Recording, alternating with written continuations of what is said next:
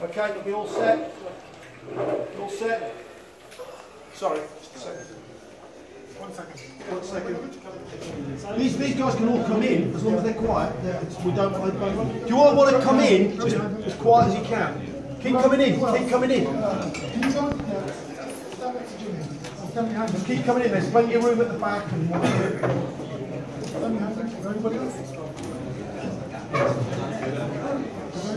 Keep coming in. Keep coming in. You're all going to be standing behind the wall. Keep coming in. Right, that works. Keep coming in. Right. You're all set. Okay, can we have quiet? Quiet, please. Let's all get going. First question, whoever wants to answer. I didn't lose a round against elite level fighter, so I'm happy with it. I didn't stop him, but as you guys saw, he was badly hurt on more than one occasion. But I definitely understand the reason why he's never been stopped before in his career. He's a tough dude. I give him a lot of respect for that. Were you surprised at how much punishment he took round after round? Yeah. I mean, it was. A lot of guys would have crumbled under that type of pressure. He was. He did not come here to lay down, and I guess that's why he's had such a successful career, because he has that mindset of he doesn't give up. So respect to him. You were talking to him in the clinching and stuff in the round. What were you saying? I was just I was letting him know how pretty I was. just reminding him of the seriousness of my technique and just letting him know he's boss. That's all. You join a distinguished list of people that have beaten him, even though you didn't stop him. That must be particularly satisfying. Yeah. Only the best, some of the best fighters have beaten him. To be added to that list is, it says a lot. And I think of all the people that I've beaten him, I've beaten him the most convincingly. I caused him the most issues, and very happy with it. What do you think the win in those circumstances, in that fashion, does for your kind of reputation on the world scene, maybe in America? I made a statement. It's clear to see that I am the real deal. I'm in the ring with a guy who is elite level, and I made him look amateur. He didn't hit me. I have nothing in my face.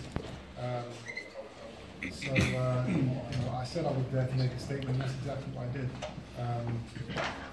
And now, people will be watching. Now I'm entered into this Super 8 tournament. A lot of good fights in that tournament, and we all signed on the dotted line. So the next 8 to 10 months are going to be very busy for me. And that's exactly what I need at this stage of my career. Was the fight tougher than you thought it would be, or did you think it's easier than you thought it would have been? The fight wasn't tougher than I thought it would be. He was, in terms of the punishment that he took. But I knew with my work rate and my defense, I knew that's how the fight would play out. I knew I would be lighting him up, and I knew he would be missing with a lot of shots. The ferocious uppercuts you were throwing. I think you broke his nose in, I think it was the 3rd or 4th round. I don't know how that guy carried on taking your shots. The power was... He's done it before. I think he had a broken jaw in one of his fights, and he continued. So, so he doesn't quit, and that you can't take that away from him. You've got to respect him for that. But the uppercut was definitely something I worked on for this guy. I knew he'd be open to it. Very tight guard around the sides, and I knew the uppercut would make it through if I continued throwing it. So. George Groves was an interesting part of work on Friday TV tonight. Do you see yourself especially on a collision course with George? It has to be. We will be in the ring within the next 5 to 6 months. We're going to have fights around September time, and I'm going to win mine. If he wins his, then we will meet early next year. So have you sparred him? Many times. Any comments? I know it's only sparring. That was common knowledge for the last 4 years. He beat up George Groves, didn't he? Common knowledge. That was common knowledge. He sparred with him before he even showed his road and got on top of him. Groves knows what I am. He knows what's happened in the past, and he might play down the fact that we will be facing each other. And he's not worried against Callum Smith's ability test or whatever he wants to say, but deep down he knows that title is coming home with me within the next 6 months. Who are you most looking forward to in that Super series? Groves, he's the one with the title, so that's the only guy I'm looking at. I don't care about anything else really. But as the challenge as well, do you think that's the toughest challenge in that league? Well, he has the belt, so he's probably going to fight the hardest. So yeah. Rich, your father chose Eubank for your first fight. I chose him. I told my father. Yeah. What do you know about him? He's quite similar to Abraham. Yeah, he's similar. He's the fight I thought would be the toughest test out of the names I was given, and also the fight that I thought would make for the most entertaining fight out of the names I was given. So I told my father to pick him, and he has a similar style to Abraham, so that's perfect for me. Can you talk about Abraham's punches? They sounded heavy from ringside. You didn't take any. There were probably a few left hooks that I think he landed. You reacted pretty ferociously to that. You can't be in a war and not get wet. You're going to get caught at some point, but the things he did catch me with, the punches he did catch me with, they weren't. They were more like glancing blows, because my defense is that's something I work on a lot. So I'm able to kind of ride the punches. But he's physically very strong, very heavy-handed. I knew that my success in the fight would be determined by not letting him hit, by making him hit there, and that's exactly what I did. Was that in your game plan? It seemed like you're a master of disarming your opponent by his jab. Abraham tried to throw his jab. He was coming under his jab, and I think your dad in the corner was trying to say you need to pivot, turn, and throw the punches so you get more power, so you can take him out. So I see when you took away his jab, then it was easy work for you. So the game plan in the team was to disarm Abraham, take away his jab, and therefore you could set up your attacks easily. Body work, uppercuts, inside fighting.